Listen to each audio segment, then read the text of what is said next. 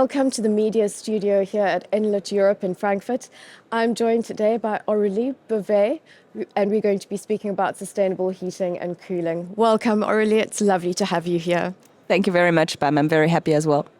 So let's dive straight into why sustainable heating and cooling is so important right now. And the question is why this question wasn't brought up earlier as well. It's quite crazy when you think about it. But basically, heating and cooling is about 50% of Europe's energy demand. So that's quite significant. And a big portion of it is used for space heating in buildings, low process industry heating as well, and in general hot water use in industry and tertiary. And more than 40% of it comes from natural gas. So obviously, while this big elephant has always been there in a way, the current crisis and the gas shortage that we've faced has really unveiled this elephant in a way and revealed not only that we had a big chunk of our own energy transition, which was not necessarily addressed, but also that we needed to address it urgently in order to be able to face the gas shortage we have today. Yeah. Well, you're speaking of the large elephant that seems to have been ignored. If we talk about heat wastage, how much heat are we wasting? How do we harvest this heat? So heat that we waste is very, it's quite a significant resource indeed. And it's also how much heat could be recuperated and used in the system to complement other clean sources like renewable electricity, renewable heat. And so when we look at the potential, which is estimated, waste heat, as we call it, from multiple sources, tertiary building, public buildings, it could cover between 25% and 40% of our heat demand, if you look only at the potential. If you think of heat from urban environments, so metros, hospital, sewage water, which is also a prominent resource we don't use in every city, it could cover 10% of the EU energy demand, not even the heating and cooling demand. So we're looking at quite big volumes here. That is significant indeed. Yes. Aurélie, if I can talk now about some of the technologies that you're seeing to really spur decarbonization within heating and cooling. Can you tell us what are some of the technologies or projects that you're seeing coming to the fore? Yeah, but I think there are really three pillars to the decarbonization of at least heating and cooling networks, which is really the technology that we represent at Euroheat Power. And the first one is renewable heat. In general, technology. When we think renewables, we think wind and solar. And obviously, this is the part where the train has left the station. But you have a whole lot of other renewables like geothermal, solar thermal, and sustainable bioenergy, which potential is still untapped, in particular for the two first. So that's one pillar.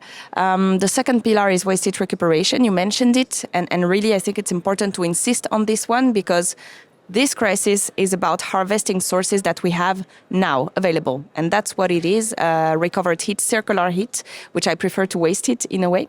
And the last pillar is system integration. And that's very interesting from Enlit, which is also representing a bit this, sector coupling approach. So we can generate heat from renewable electricity. We can generate heat from renewable hydrogen. Actually, the heat recuperation of electrolyzers is a very interesting project that is being developed in many countries in Europe, and it increases the efficiency of hydrogen and it delivers clean heat. You also have in some countries heat recuperation from nuclear plants, for example, in the Nordics, many projects, and also in the East. So, yeah, that's what we look into. It's indeed fascinating. But how do we stimulate these three pillars, the growth of these three pillars? Can more be done? Is it a case of more policy and regulatory stimulation, or is it a mindset change? What needs to happen? Yeah.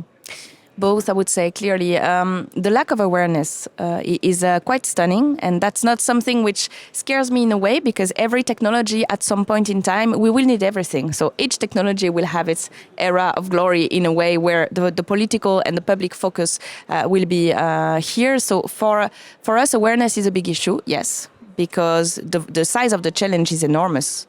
And electricity is only 5.8% of building heat today. I think it's important to point it out. So there is an urgency also to look at other resources which can complement the growth of wind and solar energy in particular. So awareness, yes, and also putting in place a proper regulatory framework. I think we need to learn from the amazing success story of the electricity sector. So 15 years ago, there was this attempt to decarbonize electricity. In 2012, we had the Clean Energy Package revival. In 2016, the Energy Union. All of that, those renewable targets, the incentive, regulatory frameworks that were set, achieved the decarbonization of electricity, and the exponential growth of wind and solar that we see today is a result of those decisions that were taken 10 years ago. So we need to do the same for heat, simply putting in place clear targets, regulatory frameworks to spur the uptake of recovered heat, renewable heat sources, and really have this system integration perspective, which is becoming more and more urgent. Indeed. Thank you so much for sharing your insights. Unfortunately, we are out of time, but thank you for joining us. Thank you very much. It was a pleasure. And thank you to our audience for watching.